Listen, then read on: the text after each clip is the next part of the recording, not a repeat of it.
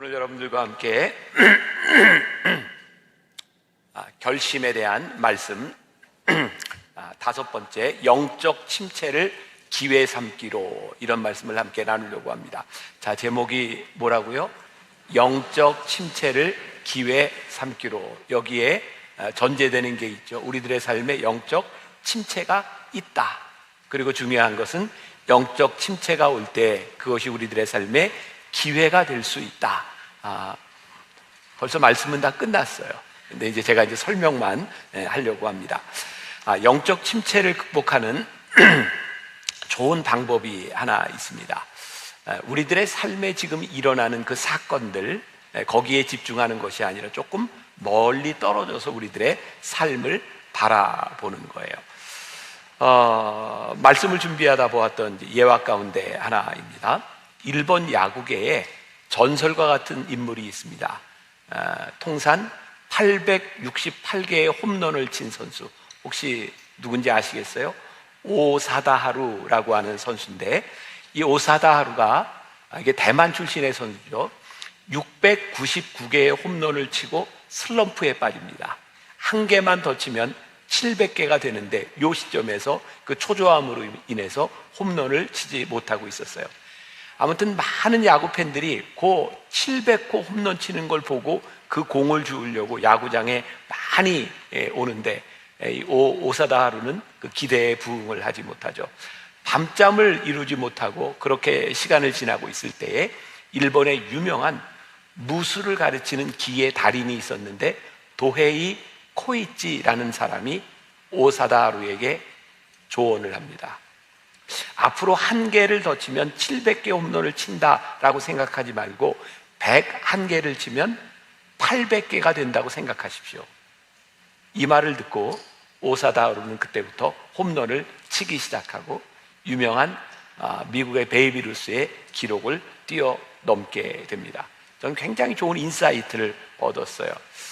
우리들의 삶에 늘 앞에 이 조바심을 놓고 보면 우리들의 인생이 참 힘듭니다. 그런데 눈앞에 보이는 것이 아니라 조금 우리들의 인생을 멀리 볼 수 있다면 우리의 인생이 좀 달라질 수 있겠다. 제가 이번 시리즈에서 게리 토마스의 일상영석이라는 책을 계속해서 인용을 하고 있죠. 그 책에 보면 우리들의 삶의 좌절, 절망, 그리고 영적 침체의 원인을 뭐라고 이야기하냐면 교만이라고 이야기합니다. 영적 침체의 원인이 뭐라고요? 교만이라고요. 교만은 뭔지 아세요? 교만은 모든 것을 자기중심적으로 보는 겁니다. 세상의 중심에 자기가 있는 게 교만이에요. 교만이 왜 영적 침체의 원인이 되냐면, 여러분들 모든 일상의 중심을 내 속에 두는데 내 맘대로 되나요? 안 돼요. 나 중심으로 교만을 가지고 이 세상을 보면 틀림없이 영적 침체에 빠지게 되어 있습니다. 왜? 내 맘대로 되지 않으니까. 근데 겸손한 사람은 참 영적 침체에 잘 빠지지 않습니다. 왜? 자기중심적이 아니라 하나님 중심적으로 삶을 바라보기 때문이죠. 이 게리 토마스의 이 책에 나오는 한 문장을 제가 읽어드립니다. 겸손이란 자기를 못났다고 생각하는 것이 아니라 자기 생각을 덜하는 것이다. 자신의 부족함에 집중하는 것은 관심의 중심이 여전히 자신이라는 뜻이다. 자, 요거 한번 잘 기억해 보세요. 이해가 좀 다 되셨어요? 제가 보기엔 잘 안 된 것 같은데, 자, 다시 한번 봅니다. 겸손이란 자기를 못났다고 생각하는 게 아니라 자기 생각을 덜 하는 것이다. 그러니까 여러분들, 내가 못났어 라고 생각하는 것도 겸손이 아니라는 거예요. 자신의 부족함에 집중하는 것은 관심의 중심이 여전히 자신이라는 뜻이다. 저는 요렇게 한번 덧붙여 봤어요. 요게 겸손을 가장한 교만이구나. 나는 이 정도밖에 안 돼. 나는 이 정도밖에 안 돼. 스스로 자기를 자꾸 이렇게 생각하는 것은 사실은 겸손인 것 같지만 교만인 거예요. 나 스스로 나에게 내 자신을 그렇게 생각하는 것, 그것도 교만의 일종이다. 오늘 본문에 나오는 이 엘리야에 대한 이야기, 자, 오늘 말씀에 나오는 열왕기상 19장 말씀인데 18장은 유명한 그 전투, 영적 전투의 이야기가 나오고 19장은 엘리야의 영적 침체에 대한 이야기가 나와요. 이 정도는 아시는 거죠? 이게 이제 또 궁금한 분들은 집에 가서 열왕기상 18장과 19장을 좀 보시면 돼요. 오늘 본문에 나오는 엘리야에게 찾아온 낙담, 그의 침체. 근데 가만히 생각해 보니까 엘리야에게 왜 저런 영적 침체가 왔을까 생각해 보니까 엘리야가 자기 스스로 자기 집착, 자기 생각에 이렇게 함몰되어 있다는 생각이 들어요.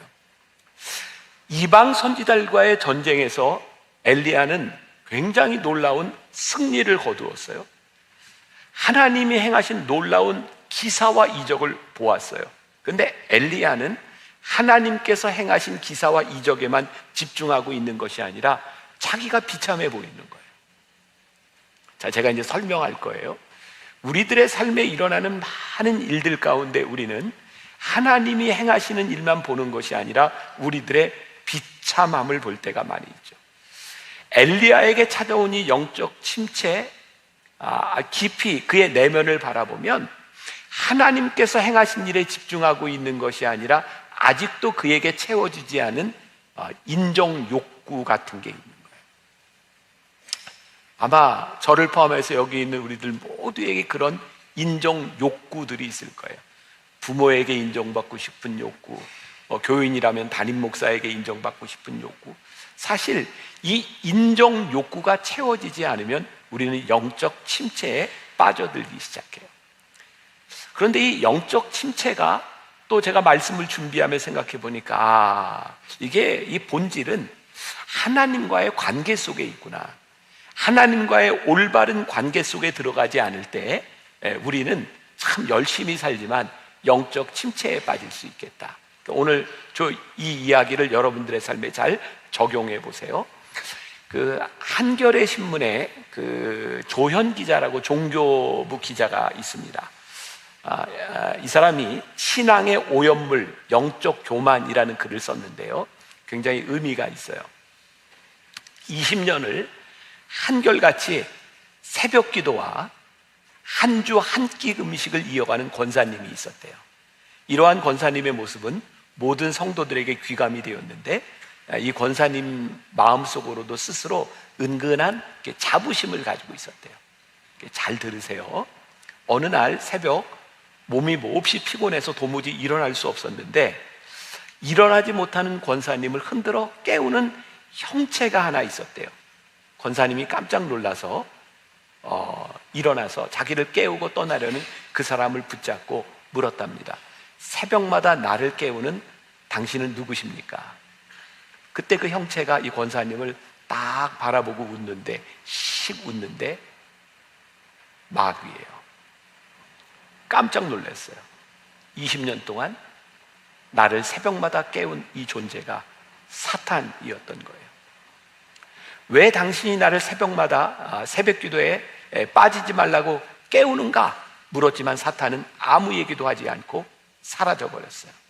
그리고 그날 새벽 예배에 갔을 때 이 권사님은 그 존재의 이유를 깨닫게 되었어요. 새벽 예배에서 권사님은 이렇게 생각하고 있었어요. 아니, 나는 새벽에 나오는데 새벽에 나오지도 않는 장로님, 나는 일주일에 한 번씩 금식하는데 금식도 안 하고 목회하는 목사님, 목회가 되겠어?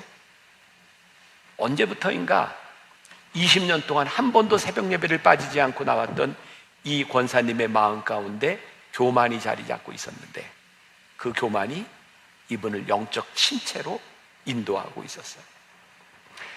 나는 이 정도면 괜찮아 라고 생각하는 교만이 자기의 만족을 주는 것이 아니라 그 교만이 영적 침체로 인도하고 있다는 사실이에요. 무서운 이야기더라고요. 어쩌면 우리 가운데 영적 침체에 빠져 있는 우리들 가운데 정말 중요한 것이 있는데, 영적 침체는 우리들이 영적인 삶, 영적인 생활을 하나도 하지 않는 사람들에게 찾아오는 것이 아니라 영적으로 열심히 우리들의 신앙을 열심히 살아가고 있는데 하나님과 올바른 관계 속에서 영적 삶을 살지 못할 때 영적 침체가 우리들에게 찾아오는 거예요.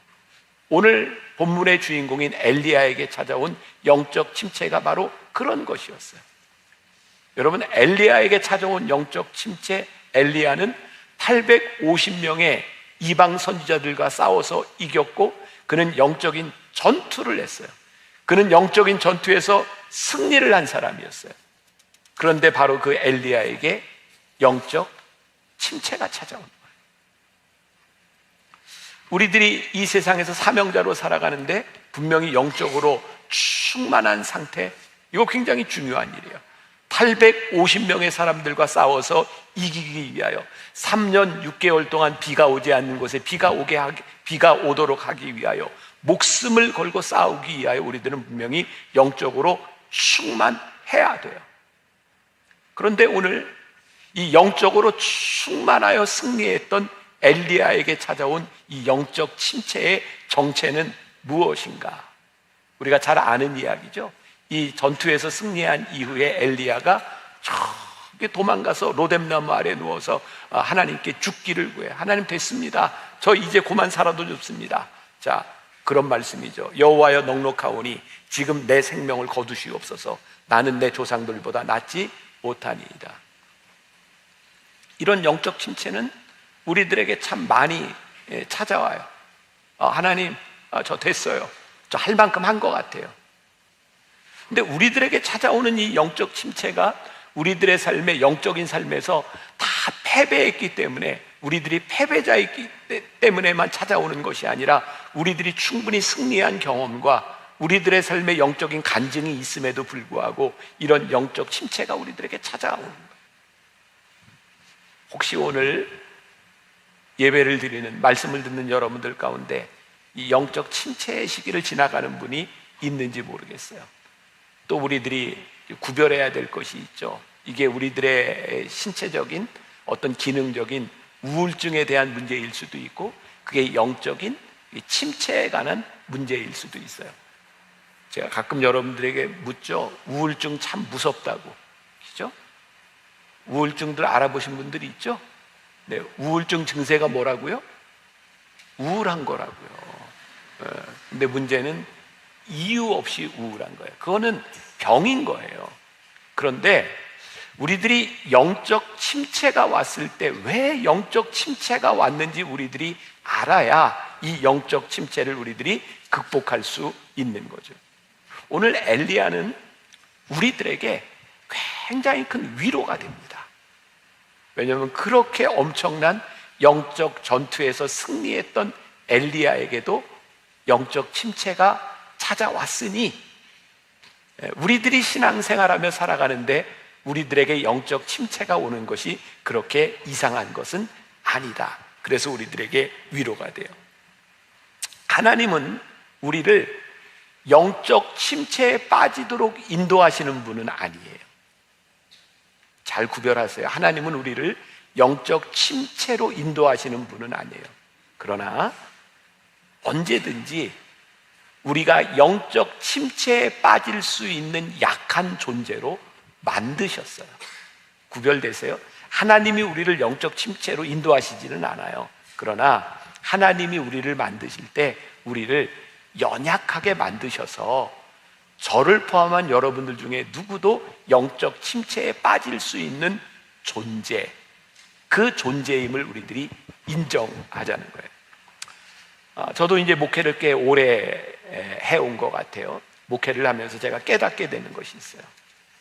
하나님의 은혜를 잘 모르고 살아가는 그 교인들을 바라보면 문제는 은혜의 부재, 은혜가 없는 게 아니에요. 그분이 은혜를 경험하지 못하는 거죠. 이것도 구분이 됐어요. 저 사람 참 은혜가 없어. 하나님의 은혜가 없는 게 아니라 그분의 삶의 은혜를 경험하지 못하는 거예요. 영적 침체를 경험하는 이유들, 영적인 능력이 존재하지 않기 때문이 아니라 사실은 우리들이 감당할 수 있는 한계를 넘어섰을 때 우리들이 영적 침체를 경험하기도 해요. 자, 또 중요한 게 있어요. 이 영적 침체는 세상 사람들은 경험하지 못합니다. 이거는 하나님을 믿는 사람들에게, 영적인 일을 하는 사람들에게 경험되는 일이에요. 그러니까 세상 사람들은 영적 침체 이런 거 없어요. 그런데 우리들이 하나님의 사람으로 살아가는데 영적 침체가 와요. 목회자로서 열심히 사역을 하다가 영적 침체를 경험하는 이유는 내가 감당할 수 없는 과도한 일들, 그런 일들이 영적 침체로, 또 혹은 하나님과의 긴밀한 영적인 끈이 끊어졌을 때 우리들에게 찾아오는 거예요. 오늘 적어도 이 토요 예배 드리는 여러분들에게는 영적 침체를 경험할 수 있는 기회가 자주 올 것 같아요. 왜? 교회에서 봉사도 안 하고 교회에서 영적인 일에 관심이 없는 사람은 영적 침체가 뭔지를 몰라요. 그냥 다녀요. 그런데 내가 적어도 하나님을 믿으면서 나는 영적인 일에 헌신해야 돼 라고 생각하는 사람들에게 이 영적 침체가 예기치 않은 손님처럼 우리들에게 찾아와요. 그러니 저는 오늘 여기에 예배드리는 여러분들 가운데 영적 침체의 시기를 걷고 있는 분도 있겠다라는 생각이 들어요. 근데 중요한 것은 이 엘리야를 통해서 우리들에게 가르쳐 주시는 것은 우리들의 삶에 예기치 않은 영적 침체의 순간을 맞이했을 때에 하나님께서 그 순간에 우리와 새로운 관계를 맺기를 원하신다는 거예요. 사실 오늘 이 말씀은 제가 오늘 새벽에 설교하려고 했던 내용이고요. 제가 오늘 새벽에 그 얘기했죠. 우리 예배팀 목사님들이 갑자기 목사님 이거 설교하지 말고 우리 간증을 좀 나누자 그래서 오늘 사실 새벽에 제가 하려고 했던 이 말씀의 포인트가 하나님께서 우리들의 삶의 영적 침체를 통하여 새로운 관계를 맺기를 원하실 때 그 관계는 우리들의 삶의 새로운 간증의 이야기, 또 스토리가 시작되는 바로 그 시점입니다. 엘리야에게요, 그의 삶의 영적 침체를 통하여 놀라운 이야기가 하나 만들어지죠. 하나님을 새롭게 만나는, 그의 사명을 새롭게 다지는 놀라운 순간들을 맞이하게 돼요. 자, 중요한 것, 우리들이 영적 침체에 빠지는 원인을 우리들이 분명히 알아야 된다. 뭘 알아야 된다고요? 영적 침체에 빠지는 원인을 알아야 된다. 영적 침체는 어디에서부터 오는가? 자, 오늘 엘리야의 이야기를 보겠습니다. 엘리야가 850명의 그 이방 선지자들과의 전투에서 승리하고 난 후에 엘리야는 디프레스 됐어요. 그리고 로데메모 아래서 이렇게 얘기하죠. 하나님, 저 이제 충분해요. 이제 넉넉해요. 더 이상 제가 할 수 있는 게 없을 것 같아요. 제가 그냥 이렇게 살아가는 건 내 인생의 허송세월을 하는 것 같아요. 하나님, 제가 노력해봤지만 헛수고인 것 같아요. 이제 됐어요. 제 생명을 거두어 가세요. 근데 여기서 참 흥미롭잖아요. 엘리야가 놀라운 승리를 거뒀거든요. 동의하시죠? 동의하시죠? 네. 그런데 왜 엘리야는 그가 헛수고를 했다고 생각했을까요? 굉장히 중요한 포인트입니다. 엘리야는 분명히 영적으로 승리했는데 그는 왜 패배자라고 생각했을까? 그가 패배자라고 느낀 이 순간은 객관적 사실이 아니라 주관적 사실이에요.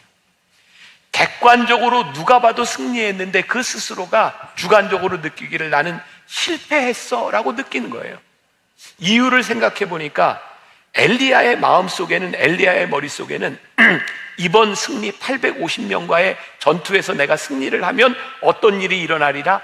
아하방도 이세벨도 하나님 앞에 돌아오리라. 근데 결과가 어땠어요? 이세벨이 전투에서 엘리야가 이겼다는 이야기를 듣고 자기를 죽인다고 생각하는 거죠. 하나님은 이번 전투를 통해서 하나님의 살아계심을 선포하고 영적인 승리를 선포하고 가뭄을 해결하시는 하나님의 역사를 이루어 주셨어요. 근데 중요한 건 엘리야가 원하는 게 이루어지지 않았어요. 굉장히 흥미롭지 않아요? 우리를 영적 침체로 이끌어가는 것은 하나님께서 행하신 일이 아니라 우리들이 원하는 일이 이루어지지 않을 때 우리는 영적 침체로 빠져들 때가 많습니다. 지금 영적 침체를 경험하는 우리들에게 굉장히 중요한 원인이 되는 게 뭐라고요? 내가 원하는 게 안 되는 거야. 내가 원하는 데까지 안 간 거야. 하나님은 분명히 일하시는데 내가 원하는 일들이 이루어지지 않는 거야. 언젠가 저에게 저희 교회 장로님 한 분이 전화를 하셨어요. 장로님이 교회에서 사역을 열심히 하시는데 어떤 분이 상당히 부정적인 이야기를 한 것 같아요. 이 장로님이 하는 일에 대해서 장로님의 행동에 대하여 굉장히 부정적인 이야기를 냈고, 장로님은 목사님 제가 이거 내려놔야 될 것 같습니다 라고 저에게 전화를 하셨어요. 제가 장로님에게 이렇게 물었습니다. 장로님, 지금까지 장로님이 교회에서 이런 사역을 할 때 부정적인 이야기를 한 사람이 많습니까? 긍정적인 이야기를 하는 사람이 많습니까? 그랬더니 쉽게 대답해요. 아니, 긍정적으로 얘기하는 사람이 많죠. 그러면 장로님께 부정적인 얘기를 한 사람이 몇 명이나 됩니까? 그랬더니 한 명이래요. 참 놀랍지 않아요? 그런데 장로님은 왜 그 한 사람 때문에 장로님이 하는 그 일을 할 수 없다고 느끼십니까? 그리고 제가 장로님께 이런 질문을 던졌어요. 이런 때는 하나님이 저에게 참 지혜를 주신다고 생각을 하는데, 장로님, 지금 장로님을 비난하는 그 사람으로 인해 지금 장로님이 하고 있는 그 일, 팩트, 사실이 변화된 겁니까? 아니면 장로님의 감정에 문제가 생긴 겁니까? 제가 생각해도 이거 참 멋지지 않아요? 네? 동의해 주세요. 진짜. 아니 그런 얘기를 들었다고 하는 것 때문에 팩트, 지금 사실이 바뀐 겁니까? 아니면 장로님의 감정에 문제가 생긴 겁니까? 보니까 사실은 팩트의 문제가 아니라 감정에 대한 문제인 거예요. 엘리야에게 찾아온 이 일, 엘리야가 승리했다고 하는 것은 변하지 않습니다. 역시 놀라운 일, 하나님께서 기적을 행하셨습니다. 그런데 문제가 뭐예요? 엘리야의 감정의 문제가 생긴 거예요. 근데 그 감정의 문제는 왜 찾아왔다고요? 그가 스스로 원하는 일, 그가 원하는 일이 이루어지지 않은 것으로 인하여 그의 감정, 영적 침체에 빠져들게 됩니다. 오늘 말씀을 듣는 우리 성도들 가운데 혹시 여러분들이 겪고 있는 영적 침체가 팩트의 문제인지 아니면 감정의 문제인지를 구별할 수 있는 지혜가 여러분들에게 필요하다는 생각이 들어요. 자, 팩트. 열왕기상 19장 18절에 이렇게 말씀이 되어 있어요. 같이 봅니다. 자, 시작. 내가 이스라엘 가운데 7,000명을 남기리니 다 바알에게 무릎을 꿇지 아니하고 다 바알에게 입맞추지 아니한 자니라. 내가 누구예요? 하나님이. 하나님께서 이스라엘 가운데 7,000명을 남기셨는데 그 사람이 누구예요? 바알에게 무릎 꿇지 아니한 자, 바알에게 입맞추지 아니한 자 7,000을 하나님께서 남겨주셨는데 지금 엘리야의 감정이 지금 어떤 거예요? 나만 홀로 남았으니. 엘리야는 너무너무 외롭게 느끼는 거예요. 팩트에 대한 문제가 아니라 그의 감정에 대한 문제로. 그리고 열왕기상 19장 4절에 보니까 엘리야는 또 이렇게 얘기해요. 나는 내 조상들보다 낫지 못하니이다. 디프레스 되니까 그가 어떤 비교를 하냐면 그가 살았던 시대에 그의 믿음의 조상들을 바라보니까 나는 그들에 비하면 이거 아무것도 아닌 것 같아. 나는 너무나 미천한 존재처럼 느껴지는 것 같아. 그래서 우리들에게 찾아오는 이 감정이라고 하는 것은 내 실제의 모습이 아니라 자꾸 누군가와 비교하면서 자기를 비하하는 모습으로 나타나게 돼요. 잘 기억하세요. 여러분들이 영적 침체에 빠지면 점점 자기를 비하하게 돼요. 감정은 실제가 아니라는 말이에요. 우리를 감정적으로 회복시키는 방법이 있어요. 중요하죠? 끊임없이 내 감정에 함몰되는 것이 아니라 지금 나를 여기에 부르신, 나를 사용하시는 하나님의 목적과 사명이 무엇인지를 생각하고 분별하는 거예요. 엘리야에게 있어서 지금 필요한 게 뭐예요? 하나님께서 왜 그로 하여금 그 영적 전투에 임하게 하셨는가?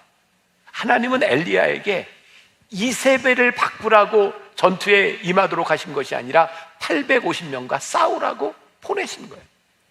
하나님께서 여러분들을 왜 보내셨는가? 하나님께서 여러분들을 왜 그 사명으로 부르셨는가? 그 사명에 집중하고 그것을 분별할 수 있어야. 우리들이 성경을 읽을 때 우리는 하나님의 뜻을 바꾸기 위해 읽는 것이 아니라 우리를 향한 하나님의 뜻이 무엇인지를 알기 위해서 성경을 읽어요. 오늘 우리들이 말씀을 듣고 우리들이 예배를 드릴 때에 오늘 우리는 내 뜻대로 하나님을 좀 어떻게 해보자고 오늘 우리들이 예배를 드리는 것이 아니라 우리를 향한 하나님의 사명, 나를 이끄시는 하나님이 나를 어떻게 사용하기를 원하시는지 진정한 사명을 발견하기 위해서 오늘 우리들이 예배를 드려요. 그때 우리들이 facts, 하나님이 우리를 부르신 것이 무엇인지를 발견하게 되죠. 자, 엘리야는 왜 이세벨이 자기를 죽이려고 한다고 생각했을까요? 성경에 보면 참 흥미로워요. 이세벨이 엘리야를 죽이려고 생각했다면 엘리야에게 사람을 보낼 때 성경에 보니까 뭐라고 되어 있냐면 이세벨이 엘리야에게 사자를 보냈다라고 되어 있어요. 이것도 사자를 보냈다는 게 죽이려고 또 이 사자라고 생각하는 사람은 없죠. 사자, 사자 아시죠? 자, 생각해 보세요. 이세벨이 엘리야를 죽이려고 생각했으면 자객을 보내지 왜 사자를 보내요? 이세벨은 어쩌면 조금 지나친 해석인지 모르지만 엘리야를 죽일 마음이 있었던 것 같지는 않아요. 왜? 지금 이 놀라운 전투에서 승리를 하고 3년 6개월이나 되었던 가뭄을 해결했는데 지금 이세벨이 엘리야를 죽인다? 이건 나라적으로 굉장히 큰 문제를 일으킬 수 있는 거예요. 정치적으로 조금만 정치적인 감각이 있어도 절대로 엘리야를 지금 죽일 수 있는 상황이 아닙니다. 사실 엘리야를 죽이려고 한다고 하는 이 감정 역시 팩트가 아니라 엘리야가 느끼는 것이고, 그리고 분명한 것은 이세벨이 엘리야를 죽이려 생각했다면 몰래 자객을 보내지 사자를 보냈겠는가라는 거예요. 우리가 보아야 되는 것이 있어요. 우리들이 보아야 되는 것은 팩트와 사명이지 우리의 감정이 아니다. 하나님께서 우리들에게 맡겨진 그 사명에 충실하면 우리는 되는 것인데, 우리가 감당하지 못할 우리의 사명이 아닌 것을 나의 책임인 것처럼 생각하면서 우리들이 영적 침체에 빠져드는 것은 아닌가. 잘 기억하세요. 하나님께서 나에게 주신 사명에 집중하면 괜찮아요. 그런데 우리들이 어줍지 않게 내 사명이 아닌 것들을 나의 사명으로 생각하고 오버하고 있는 것들은 아닌가. 후안 카를로스 오르티지 목사님의 책에 나오는 흥미로운 이야기예요. 이 목사님이 한 번은 어떤 장례식에 참여를 하게 되었는데, 가서 보니까 아들을 잃은 한 과부가 얼마나 불쌍한지 그 마음속에 하나님이 긍휼한 마음을 주시는데, 이 과부를 위하여 기도해야 되겠다라는 생각이 드는데 갑자기 마음속에 떠오르는 한 사건이 있었대요. 성경에 나오는 나인성 과부, 그 아들을 살리셨던 그 예수님의 기적이 생각나더래요. 그래서 후안 칼로스 오르티지 목사님이 조용히 사람들에게 다 나가 있으라 그러고, 그리고 그 안에서 기도를 한 거예요. 간절하게 하나님 살려주세요. 죽은 자가 살아났을까요? 안 살아났을까요? 안 살아났어요. 근데 이 목사님의 마음 가운데 이해가 안 되는 거예요. 하나님께서 분명히 긍휼한 마음을 주셨고, 하나님께서 살리셨던 이 기적을 행할 수 있으리라고 생각하는데 아무리 기도해도 기적은 일어나지 않고, 목사님 스스로 그때 그 책에 보면 자괴감에 빠지기 시작했대요. 그때 하나님께서 이 목사님에게 이렇게 물으셨답니다. 오르티지 목사야, 내가 왜 그 사람을 살리지 못했는지 아니? 물었대요.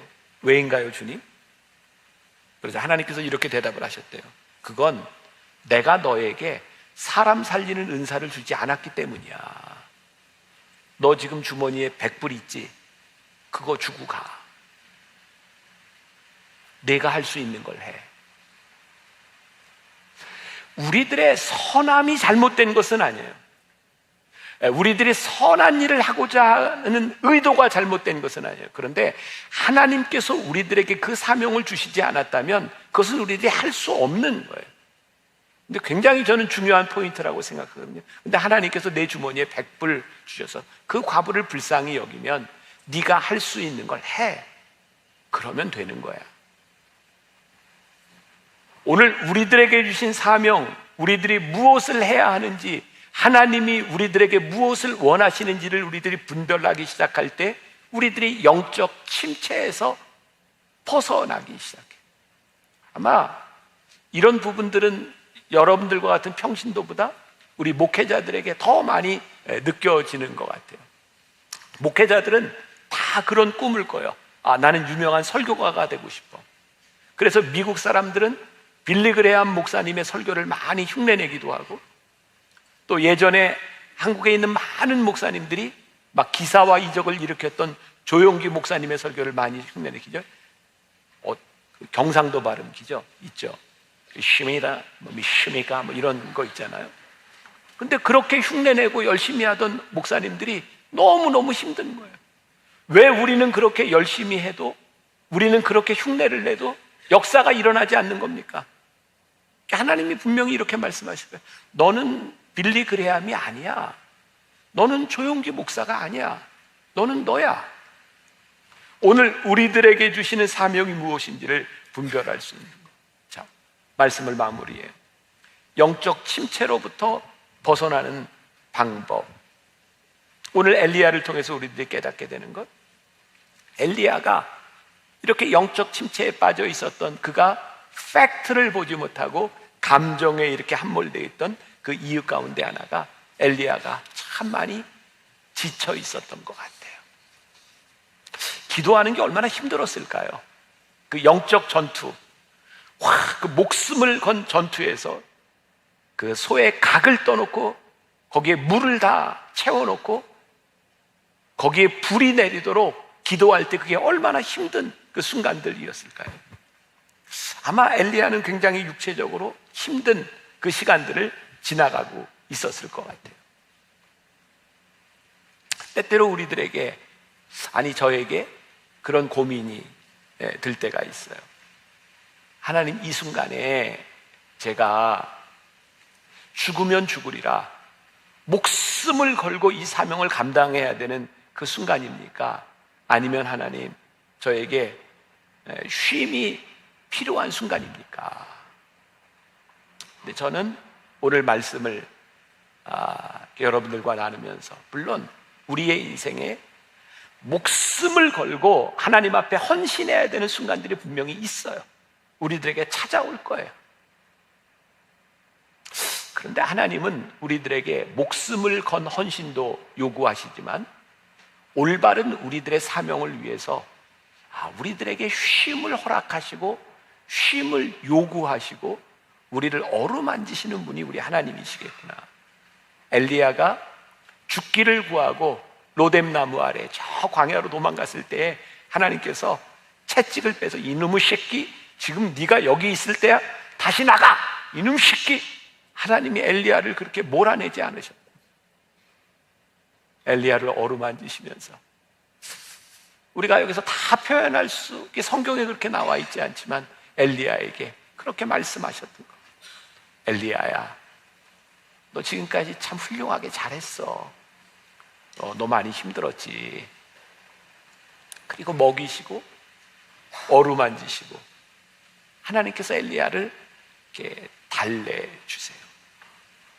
아마 오늘 이 말씀 때문에 제가 그런 결정을 또 이제 하게 된 것 같아요. 제가 지금 해야 될 많은 일들이 있어요. 산적한 일들이 있어요. 몸은 많이 피곤하고 힘들고. 근데 오늘 말씀을 준비하다가 제가 우리 교회 부목사님 한 분에게 전화를 했어요. 목사님, 내가 많이 힘들다. 날 좀 도와줘. 그래서 제가 해야 될 일 하나를 뚝 떼어서 좀 도와달라 그랬어요. 제가 몇 주 있다 남아프리카 공화국의 학교 기공식에 가야 되는데 제 몸 상태가 갈 수 있는 상태가 지금 아니라 너무 힘들어요. 근데 그 결정도 오늘 엘리야의 이야기를 들으면서 그래, 내가 힘들 땐 힘들다고 얘기하는 것도 괜찮겠다. 제 마음에는 그 학교를 짓기 위해서 애쓰다가 심장마비로 세상을 떠난 그 김종호 선교사에 대한 미안한 마음들이 있는데, 그래, 하나님께서 또 필요할 땐 또 쉬라고 말씀하실 수 있겠구나 저에게 굉장히 큰 위로가 됐어요.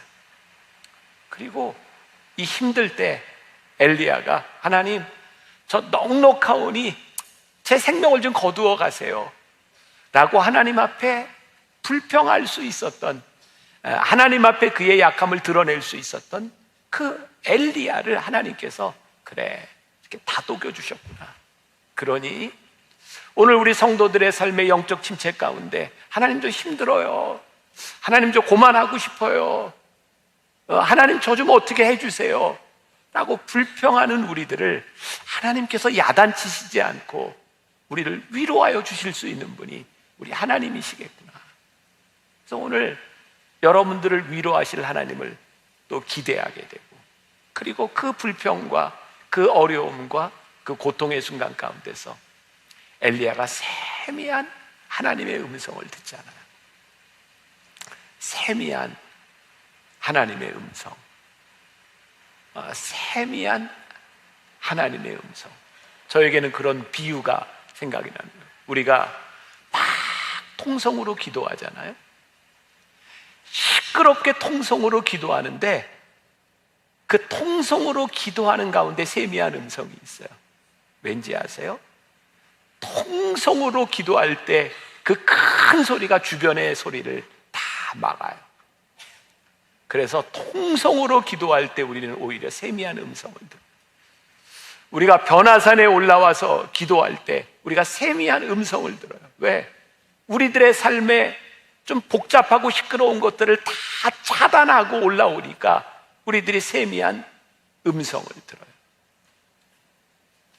세미한 음성을 우리들이 들을 때 우리들의 삶에 간증이 생겨요. 하나님과의 새로운 관계가 만들어져요. 오늘 우리들에게 참 필요한 것이 있다는 생각이 들어요. 영적 침체에 우리들이 빠져 있다면 하나님 앞에 우리들이 한번 불평도 해보고, 하나님 저 힘들어요, 그리고 내가 죽기 살기로 내가 지금까지 잘 사명 감당하며 살아왔는데 하나님 저 한번 이번에 퍼져 볼래요, 저 좀 위로해 주세요. 그때 하나님께서 여러분들을 이렇게 위로하시고 다듬으시고 또 새로운 세미한 음성 가운데 새로운 삶의 자리로, 새로운 관계의 자리로 여러분들을 새롭게 만드시리라. 오늘 우리들이 이런 결심을 한번 해봅니다. 영적 침체를 기회 삼기로 결심한다. 오늘 여러분들 가운데 이 새로운 기회가 만들어질 수 있기를 주님의 이름으로 간절히 축원합니다.